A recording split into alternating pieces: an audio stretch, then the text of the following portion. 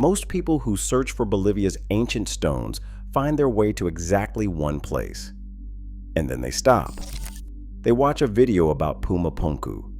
They see the impossibly clean cuts, and they walk away thinking they've seen the whole story.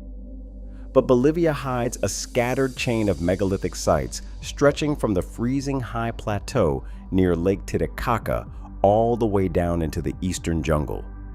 Some of them are older than the famous ruins. One of them is a single carved rock so large that most people refuse to believe a human hand shaped it. And even the site everyone thinks they understand has been buried under claims that fall apart the moment you check them. If you like real history with the fabrication stripped out, consider subscribing, because over the next few minutes we're going to separate what genuinely can't be explained about these stones from what simply got exaggerated online. That line matters, and almost nobody bothers to draw it. Let's start with the site that earned Bolivia its reputation. Puma Punku sits on the Altiplano, the high plain of western Bolivia, at roughly 3,850 meters above sea level near the southern shore of Lake Titicaca. It's part of the larger complex of Tiwanaku, and it's one of the most precisely worked stone sites in the ancient world. The largest single block found there measures about 7 8/10 meters long, a little over 5 meters wide, and just over a meter thick. Its estimated weight is around 131 tons. A second block nearby comes in at roughly 85 tons. These weren't stacked pebbles. They were slabs the size of a house floor, moved and set into place by a people with no iron tools, no practical construction wheel, and no draft animals capable of hauling that kind of load. The stone came from two sources. Red sandstone was quarried from the Kimsachata mountain range to the south.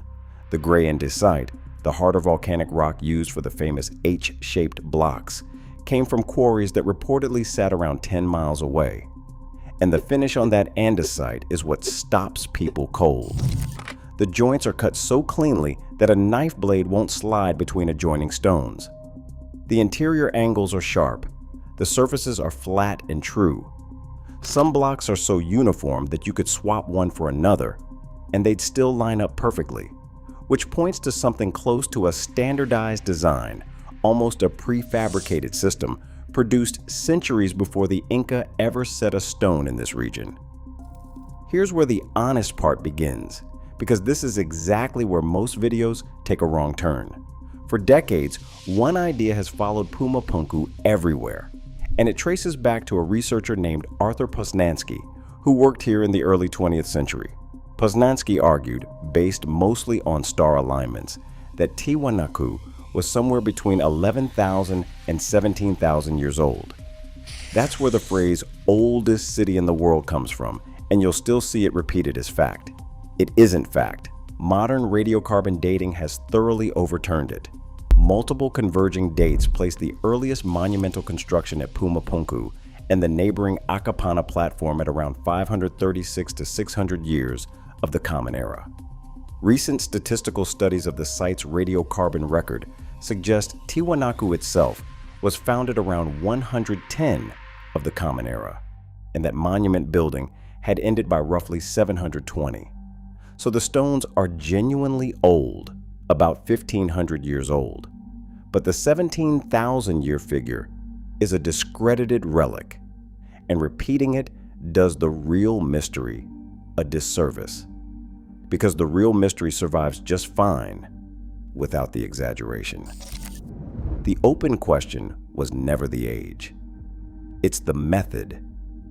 How did a pre-industrial people cut andesite, one of the hardest volcanic stones on Earth, to that tolerance?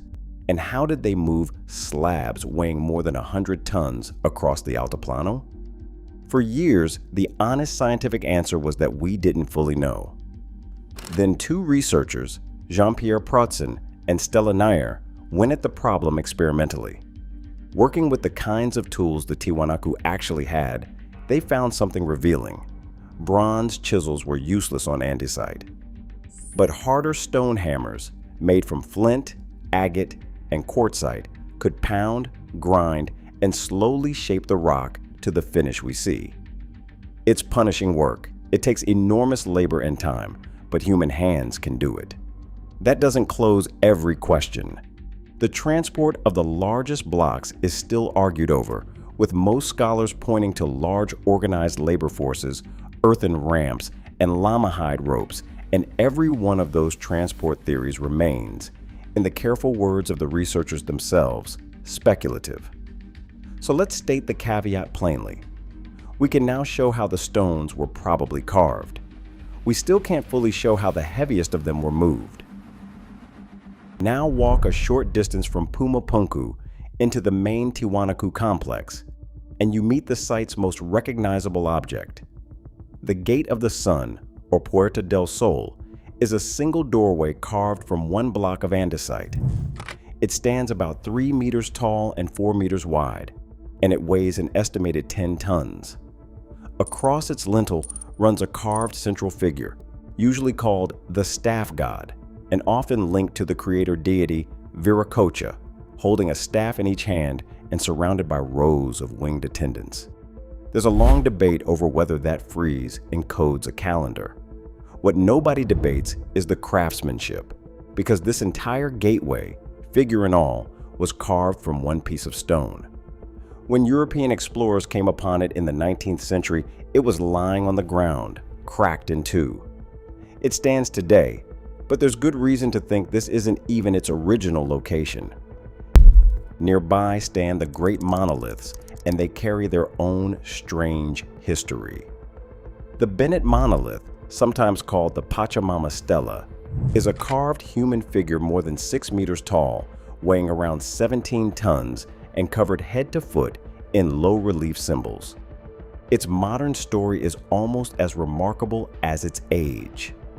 Someone removed it from Bolivia in 1932.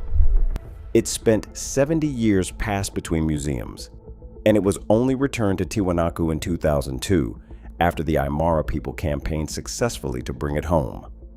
Alongside it stand the Ponce Monolith and the Fraile Monolith, each a single carved column of stone, each dressed in the dense iconography of a civilization whose written language, if it had one, is entirely lost. And that's the part worth sitting with. We have their stones, their gods, and their engineering. We don't have their name for themselves, and we don't have a single word of their language. Now we leave the tourist trail because there's a site most people covering Bolivia have never mentioned. Out on the barren Altiplano stands a place called Khonkho Wankane.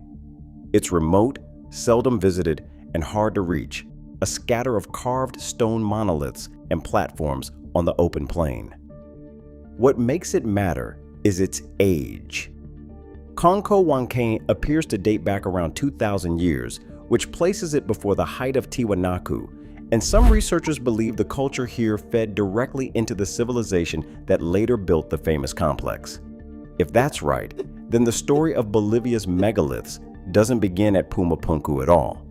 It begins earlier, out on a windswept plain that almost nobody photographs, with carvers who were already shaping stone into sacred forms before the great capital ever rose.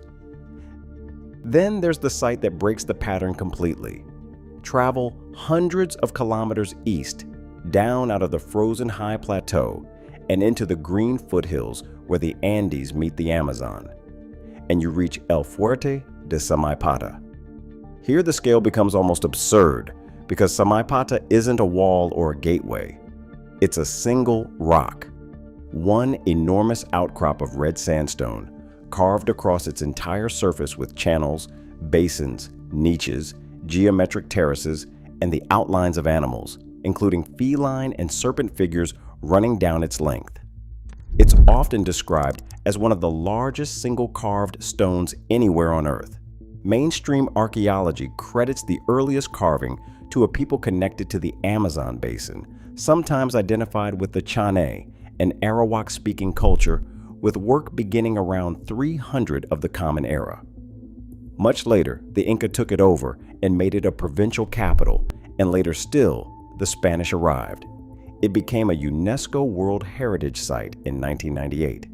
And yet, Samaipata almost never lands in the same conversation. as Puma Punku, even though it sits in the same country, because it doesn't fit the tidy picture of stone-cutting geniuses on a lake shore. It's in the jungle. It's carved from living rock. And the sheer surface area of deliberate shaping on that one outcrop is genuinely hard to take in. So what actually ties these places together? And what actually can't be explained? Let's be honest on both sides.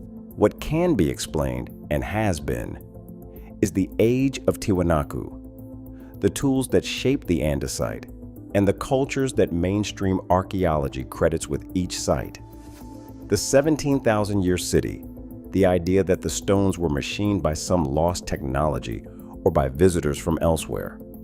The claim that no human tool could touch andesite. None of that survives contact with the evidence. But what remains open is real, and it's more than enough. We don't know how the very heaviest blocks were transported. We don't know the language or the chosen name of the people who built Tiwanaku. We don't fully understand why a culture in the eastern jungle poured that much labor into carving one gigantic rock, or exactly how the traditions at a forgotten site like Khonkho Wankane connect to the capital that followed. These aren't small gaps. They're the honest edges of what a vanished civilization left behind, spread across a country that holds far more in stone than the one famous site everyone names. The truth is that Bolivia's megaliths don't need to be made older or stranger than they already are. They're astonishing, exactly as the evidence describes them. And the sites almost nobody talks about may end up telling us more than the one everybody does. So here's the question I'll leave you with. Of all these stones, the 100-ton slabs of Puma Punku, the returned Bennett Monolith, the forgotten plain of Khonkho Wankane, or the single carved mountain of Samaipata, which one do you think hides the biggest unanswered question? Tell me in the comments. Thanks for watching, and subscribe for more real mysteries with the facts kept straight.